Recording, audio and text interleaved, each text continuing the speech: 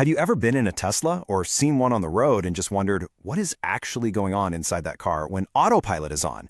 It can definitely feel a bit like magic. But it's not magic. It's this incredible mix of cameras, super powerful computers, and some seriously smart software.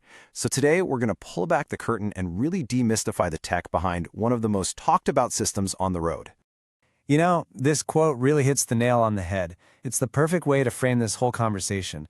The main idea you've got to get is that cars today, they're just a different species from what they used to be. They're built less around gears and pistons and more around software and, well, silicon. Okay, so first things first, let's get one really crucial thing straight. Tesla's Autopilot is officially what's called an Advanced Driver Assistance System, or ADAS for short. Its job is to help the driver, right? To make driving safer and less of a chore. It is not designed to take over completely. That is a super important distinction to keep in your head as we go through all of this. To understand how a car can drive, we first have to get a handle on how it sees. It helps to think of it like a living thing, you know? Every decision it makes starts with taking in information from the world around it. And for a Tesla, that all starts with a very sophisticated set of digital eyes. And we're not just talking about a dash cam here. Nope. The system uses a whole suite of 8 cameras. They're placed all around the car, and their whole job is to capture this massive amount of visual data. It's not just a forward-looking view. It's a complete 360-degree bubble of awareness. And these cameras aren't all the same either. Up front, you've got a trio with different lenses. One's like a telephoto lens for seeing way down the highway, and the others give you a much wider view of what's closer. Then you've got cameras looking out to the sides and to the back. When you put it all together, they basically get rid of blind spots and create this seamless live map of everything happening around the car. Now, you might have heard about other car companies using things like radar or even LiDAR, but Tesla, they made a huge pivot to what they call Tesla Vision. They are betting everything on the idea that, just like us humans, a camera-only system combined with a really smart brain is the best way to solve driving. It's a bold move for sure, and it shows just how much confidence they have in their AI. So, having eyes is one thing, but you need a brain to actually make sense of what you're seeing, right? So how does the car process this fire hose of video data that's flooding in from 8 different cameras at once? Well, the answer is something called a neural network. And hey, don't let the technical term intimidate you. Think of it like this. It's a type of AI that's loosely based on how our own brains work. And it turns out it's incredibly good at learning to spot patterns. You know, like telling the difference between a stop sign and a billboard in a split second. So this is what the neural network is actually trained to see. It's not just looking at a jumble of pixels. It is actively identifying and labeling things in the real world. It finds the lane lines, it reads the traffic lights, it spots other cars, pedestrians, cyclists, you name it. And it's doing this constantly, in real time.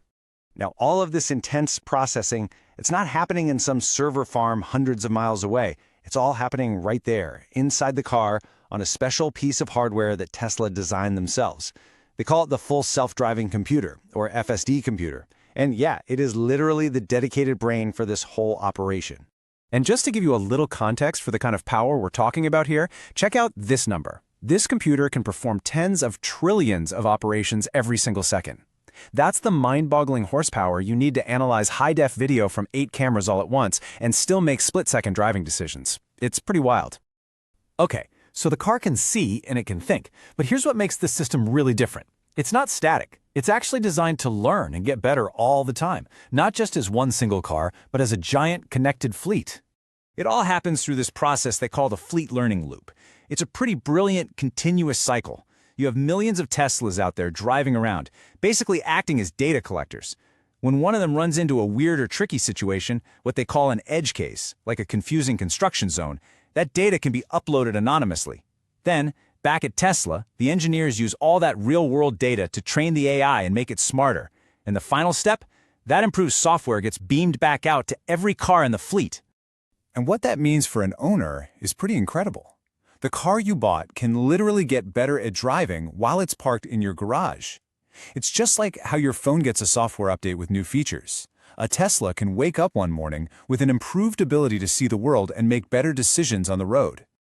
All right, so we've covered the eyes, the brain, and the learning process. Now for the final piece of this puzzle, how does the car actually turn all that digital thinking into smooth physical driving on the actual road? It really boils down to this elegant 3-step process. First up is perception. The brain takes all those camera feeds and builds a single 3D model of the world around it. Next is planning. Based on that 3D world, the computer calculates the safest and most efficient path to take. And finally, you have control. The computer sends super precise commands to the steering, the accelerator, and the brakes to actually execute that plan. It's pretty simple when you break it down. See, plan, act. Of course, with any system this complex, the number one question is always about safety. And rightfully so. So for our last section here, let's take a really balanced look at the built-in protections, but also at the very real challenges that still exist. On one hand, the system is designed with some serious safeguards. The FSD computer, for instance, has 2 separate processing chips. If one were to have a problem, the other one just takes over instantly. But on the flip side, we have to be honest about the limitations. A system that relies only on cameras can have a tough time in really bad weather, like heavy rain or thick fog. And those tricky edge cases we talked about, well, they're still the biggest challenge the system is constantly trying to learn from. And that brings us to the single most important takeaway from all of this. Right now, today, this system is an assistant. That's what it is. It absolutely requires an active, alert human driver with their hands on the wheel, paying attention, and ready to take over at any second.